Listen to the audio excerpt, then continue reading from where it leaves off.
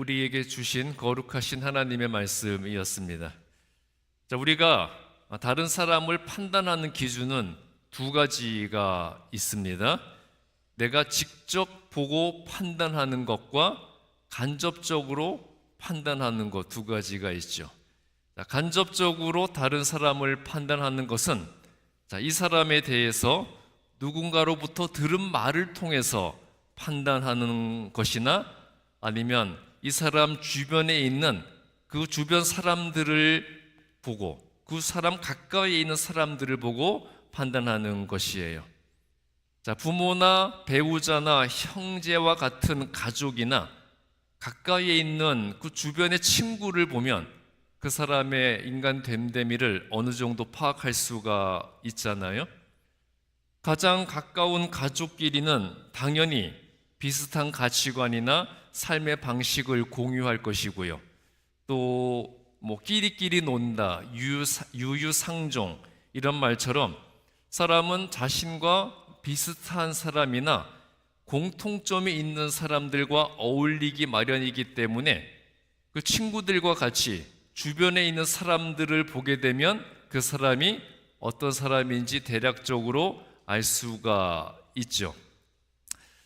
저는 굉장히 차갑고 냉정하게 보인다는 말을 많이 들어요. 그런데 원래 예전에는 안 그랬습니다. 정말이에요.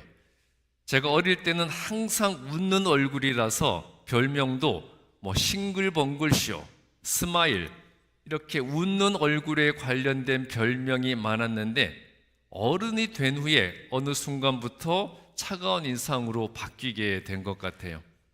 제가 생각해 볼 때 군에 입대했을 때 이 쫄병이 아무 때나 시도 때도 없이 웃고 다니다 보니까 고참들한테 엄청 욕을 먹었고요. 때로는 구타를 당한 적도 있었습니다. 또 저 같은 쫄따구가 군기가 빠져서 아무 데서나 웃고 다니게 만든다고 제 바로 위 고참들이 그 위에 고참들에게 또 욕을 먹는 것을 보았던 경험들도 있었고요. 또 군에서 제대한 후에는 외국으로 유학을 갔는데 유학 와서 생활하다 보면 여러 가지 압박을 받잖아요.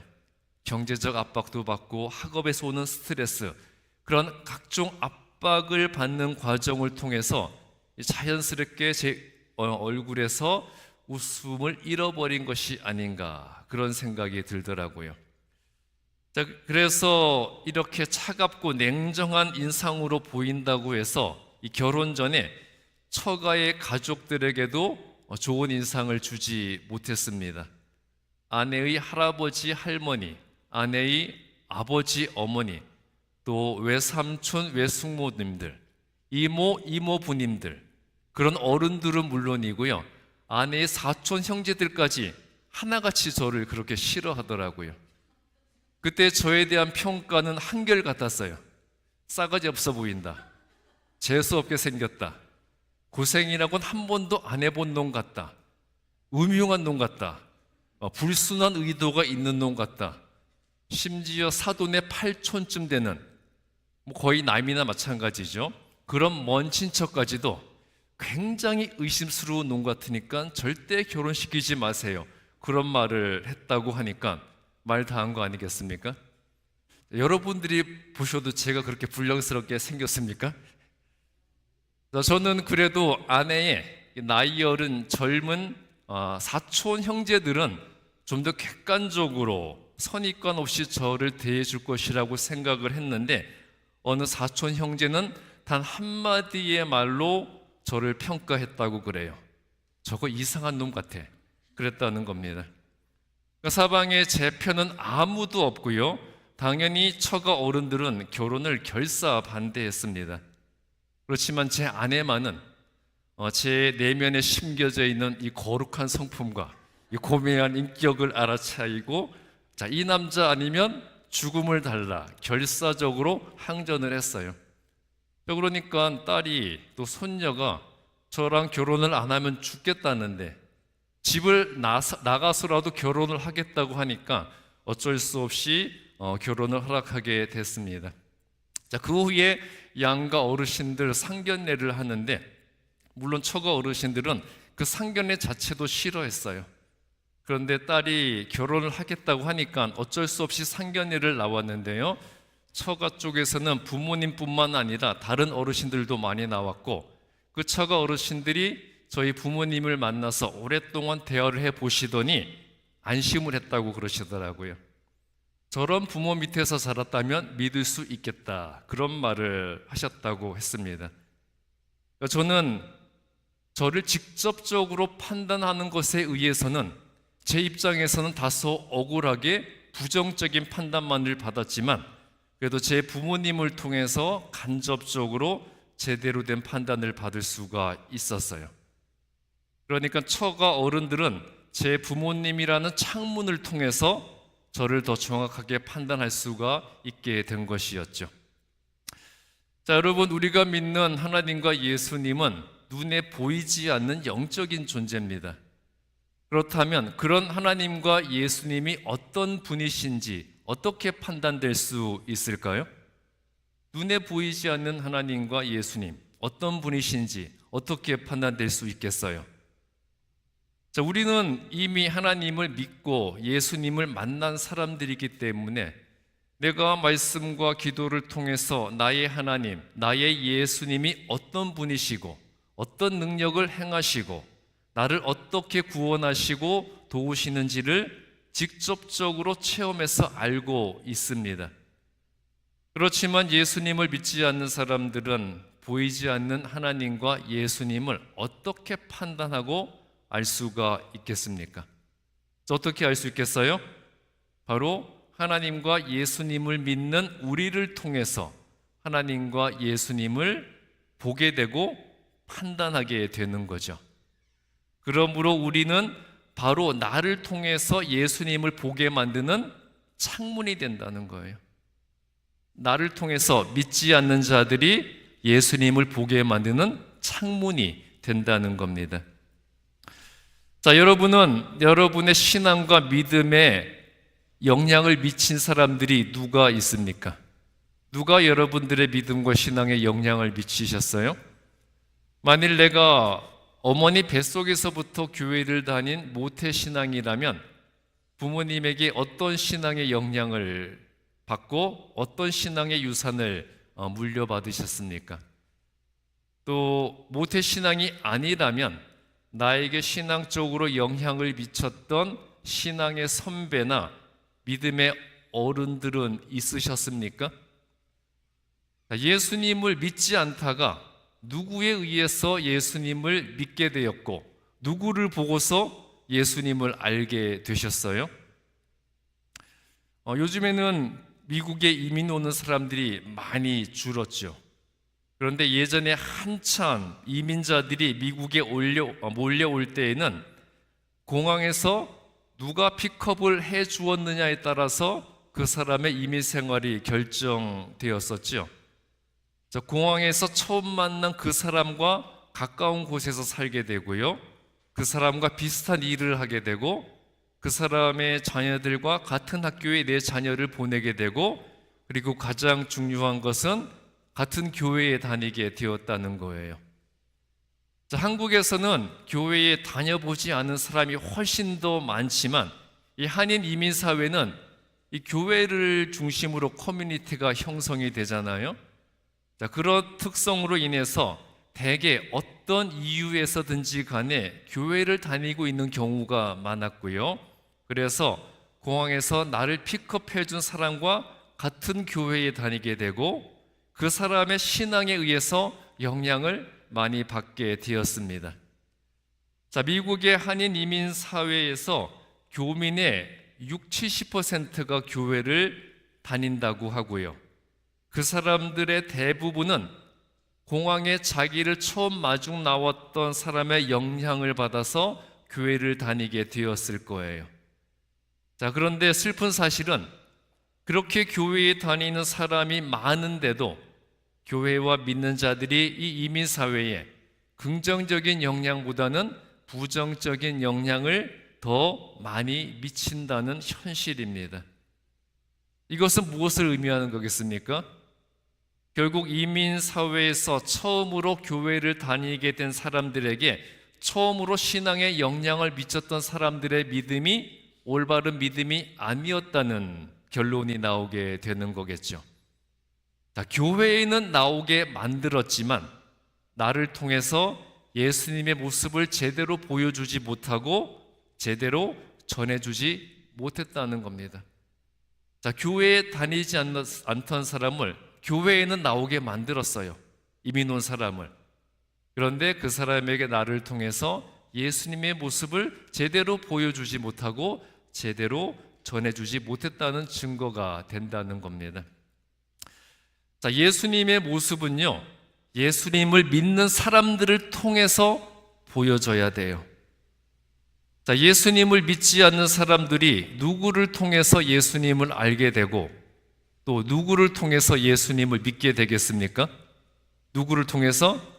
예수님을 먼저 믿고 따르고 있는 우리들, 바로 내 자신이죠. 예수님을 믿지 않는 사람들은 예수님이 누구신지, 예수님이 우리를 위해서 어떤 일을 하셨는지, 예수님을 믿으면 무엇이 달라지고 어떤 은혜가 있는지, 그리고 예수님을 어떻게 믿어야 하는지를 알아요, 몰라요? 모르죠. 그렇기 때문에 그들은 먼저 예수님을 믿고 따르고 있는 우리의 모습을 보면서 예수님을 믿는 방법을 배우게 된다는 겁니다. 오늘 구약본문 창세기 27장 25절부터 29절에서 이삭은 아들 야곱에게 자신의 신앙의 유산을 물려주고 있어요. 먼저 창세기 27장 25절에서 세상에서 살 날이 얼마 남지 않은 이삭이 아들 야곱을 마음껏 축복하겠다고 했습니다. 그러면서 27절에서 말하기를 내 아들의 향취는 여호와께서 복주신 밭의 향취로다 라고 했어요. 그러니까 자기 아들의 옷에 비어있는 가나안 땅의 향취가 바로 하나님께서 자신의 후손들에게 주실 땅의 향취라고 한 것이에요. 이삭은 자기 아버지 아브라함에게 하나님께서 많은 후손을 주실 것이고 가나안 땅을 정복하게 해줄 것이라고 약속하셨던 것을 알고 있었습니다. 그 하나님의 약속이 자기 아버지 때와 자기 때에는 이루어지지 않았지만 자신의 후손들에게서는 온전히 성취될 것을 믿고 그 하나님의 말씀과 언약의 약속을 아들 야곱에게 물려준 것이었어요. 그리고 이어서 이삭은 28절부터 29절에서 풍성한 곡식과 포도주를 결실하는 기름진 땅인 가나안 땅을 정복하게 될 것이고 또 주변의 모든 민족이 자기의 후손들에게 굴복해서 그들을 섬기게 될 것이라고 했습니다. 또한 너를 저주하는 자는 저주를 받고 너를 축복하는 자는 복을 받게 될 것이라고 축복을 했어요. 지금 이삭이 아들 야곱에게 하는 이 모든 약속은 바로 이삭의 아버지였던 아브라함에게 하나님께서 주셨던 약속이었어요. 그리고 아브라함이 그 약속을 자기 아들 이삭에게 물려주었고 이삭이 이제 자신이 받은 하나님의 언약에 대한 믿음과 확신을 아들에게 유산으로 물려주고 있습니다.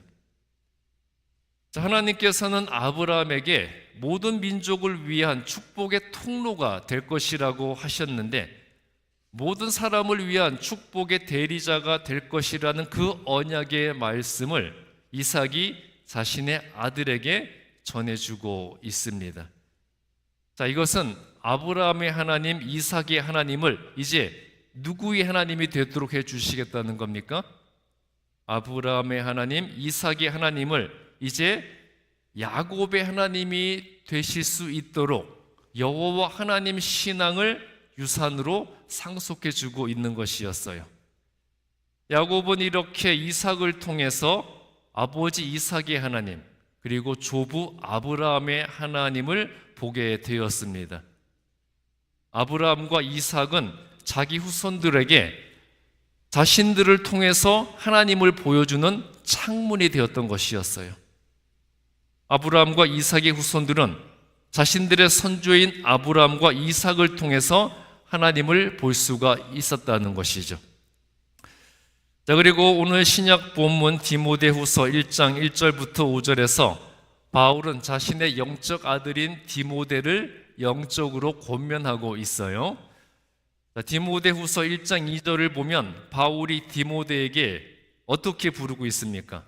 디모데를 사랑하는 아들 디모데에게 이렇게 말을 하고 있죠. 그런데 바울과 디모데 사이에는 어떠한 혈육적 관계도 없습니다. 그렇지만 디모데는 바울을 통해서 예수님을 확실하게 믿게 되었기 때문에 바울의 믿음의 아들이 되었고요, 하나님을 위한 사역에 있어서도 훌륭한 동역자가 되기도 했습니다. 바울이 디모데를 내 사랑하는 아들 디모데라고 표현했는데 여기에는 위대한 신앙의 연결고리가 있습니다. 위대한 신앙의 연결고리. 이것은 예수님에게서 바울로, 그리고 바울에게서 디모데로 이어지는 본받음의 고리예요. 본받음의 고리. 자, 바울은 누구를 본받았어요? 바울은 예수님을 본받고 디모데는 그 바울을 본받고, 그렇게 해서 디모데는 바울을 통해서 예수님을 본받게 된 거죠. 자, 이와 같은 선한 본받음의 고리가 교회의 덕이 되고 하나님의 영광을 드러내는 선순환의 고리가 되는 것이에요. 예수님을 그대로 본받은 바울은 위대한 사도가 되었고요, 바울을 그대로 본받은 디모데는 초대 교회의 위대한 지도자가 되었습니다. 자, 이렇게 본받음의 고리가 이어지면서 교회의 전통과 유산이 위대한 사명으로 이어져 오게 된 것입니다. 또한 3절에서 언급되는 조상적부터 섬겨오는 하나님께 라는 말은요, 디모데의 신앙이 자기 혼자서 스스로 가진 것이 아니고 조상 때부터 전통적으로 전해져서 계승되어 왔던 신앙이라는 것을 알려주고 있어요. 이렇게 디모데의 믿음은 먼저는 5절에서 말한 것처럼 어머니 유니게와 외조모 로이스로부터 물려받은 믿음이고요. 자, 그 믿음이 누구를 통해서 성숙해진 겁니까? 어머니와 외할머니에게 물려받았던 믿음이 바울을 통해서 더욱더 성숙하고 성장된 것이었죠. 자, 이렇게 믿음 생활과 교회 생활을 하면서 좋은 믿음의 사람들을 본받는 것은 처음 신앙생활을 하는 데 있어서 무엇보다 중요해요. 우리가 믿음 생활을 하고 교회 생활을 할 때 좋은 믿음의 선배들이 있어서 그 좋은 믿음의 사람들을 본받는 것, 그것이 우리의 신앙생활에 무엇보다 중요하다는 것이죠.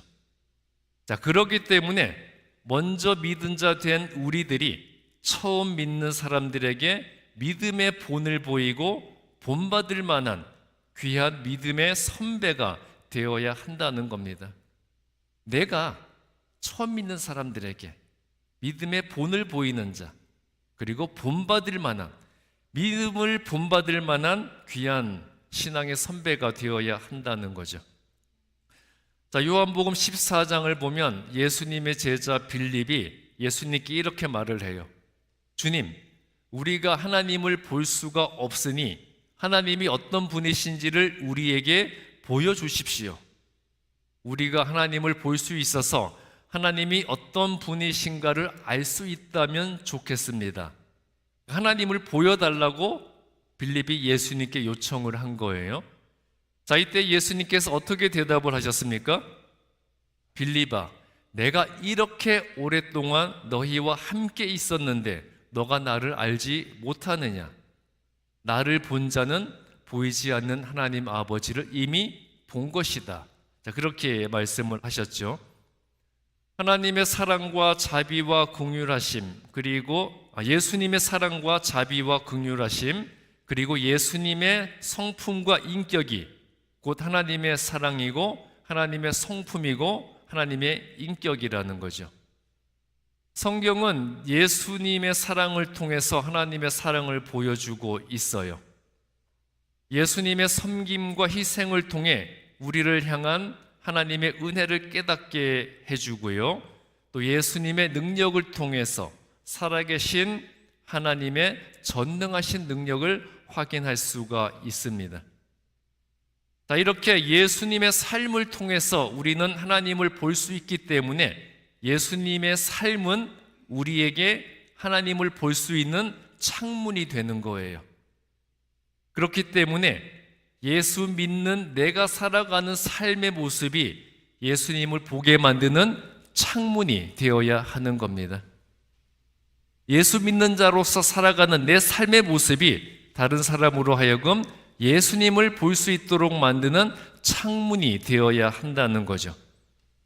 즉, 사람들이 나를 통해서 예수님의 사랑과 섬김, 그리고 예수님의 성품과 인격을 볼 수 있어야 한다는 거예요. 자, 여러분이 스스로를 한번 판단해 보세요. 다른 사람들이 여러분들을 볼 때 여러분들을 통해서 예수님의 사랑과 섬김, 그리고 예수님의 성품과 인격을 볼 수 있습니까? 있으세요? 그렇게 되어야 한다는 거죠.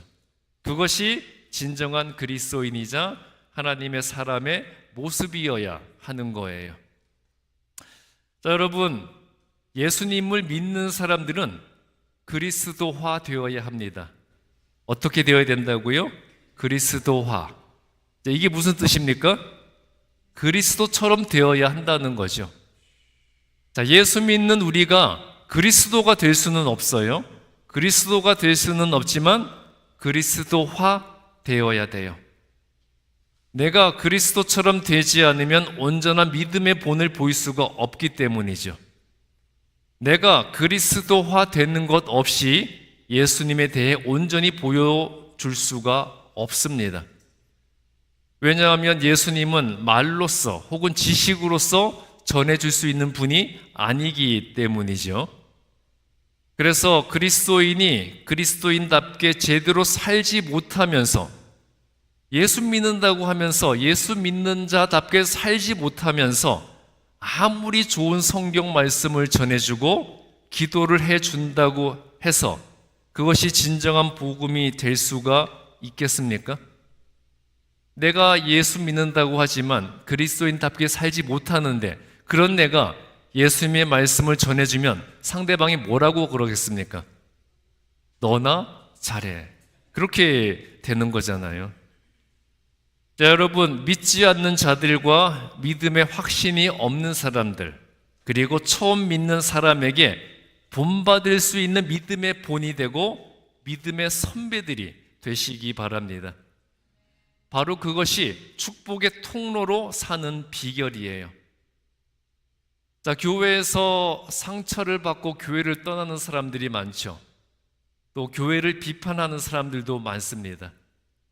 교회에서 상처받고 교회를 떠나는 사람들과 교회를 비판하는 사람들에게 우리는 일반적으로 이런 말을 많이 해요. 교회는 사람 보고 나오지 말고 하나님 보고 나와야 된다. 교회는 사람 보고 나오는 곳이 아니라 하나님 보고 나오는 곳이다. 그렇게 말을 하잖아요. 이 말이 맞는 말입니까? 틀린 말입니까? 자, 교회는 사람 보고 다니는 곳이 아니라 하나님 보고 다니는 곳이다. 이 말이 맞는 말이에요? 틀린 말이에요? 맞기도 하고 틀리기도 하고. 역시 양다리를 잘 거쳐야 돼요. 그렇죠? 자, 이 말이 원칙적으로는 맞는 말이에요. 원칙적으로는 맞는 말인데 실제적으로는 틀린 말입니다. 자, 믿지 않는 사람들은 교회 다니는 사람을 통해서 예수님을 소개받아 알게 되는 것이고요. 그들을 통해서 예수님을 믿게 되는 거잖아요.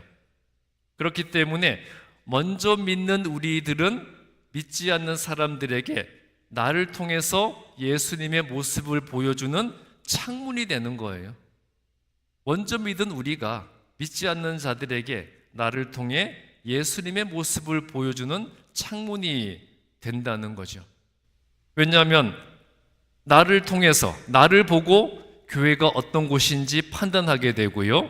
나를 통해서 예수님이 어떤 분이신지를 보여주어야 하기 때문에 교회는 사람 보고 나오는 곳이 맞습니다.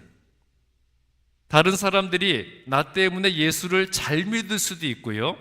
다른 사람들이 나 때문에 교회를 떠날 수도 있기 때문에 우리는 제대로 된 그리스도인이 되어야 됩니다.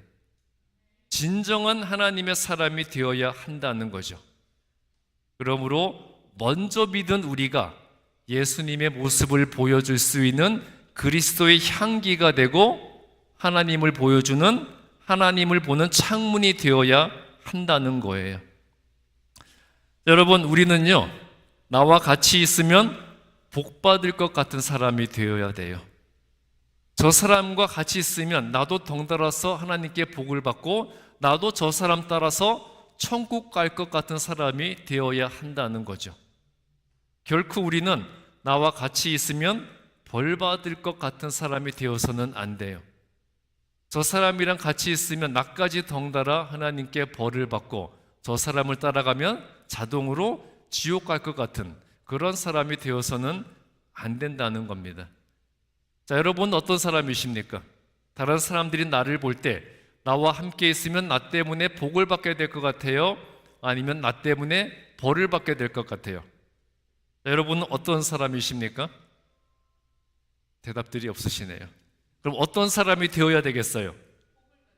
나랑 같이 있으면 하나님을 볼 수 있을 것 같고 나와 같이 있으면 하나님을 만날 수 있을 것 같고 저 사람이랑 같이 있으면 하나님이 덩달아서 같이 복을 주실 것 같은 사람이 바로 하나님의 사람입니다. 우리 주반석교회 성도님들, 나를 통해서 하나님을 보게 만드는, 예수님을 볼 수 있도록 만드는 그런 창문이 되는 하나님의 사람들이 되시기를 주님의 이름으로 축복합니다. 기도하겠습니다. 우리 모두가 그리스도화 되어서 하나님을 보는 창문이 되는 성도들이 되게 하여 주시옵소서. 우리 주반석교회 모든 성도들이 같이 있으면 하나님을 볼 수 있을 것 같고 같이 있으면 하나님을 만날 수 있을 것 같고 저 사람과 같이 있으면 하나님이 덩달아 함께 복 주실 것 같은 하나님의 사람이 되도록 인도하여 주시옵소서. 예수 그리스도의 이름으로 기도했습니다. 찬송가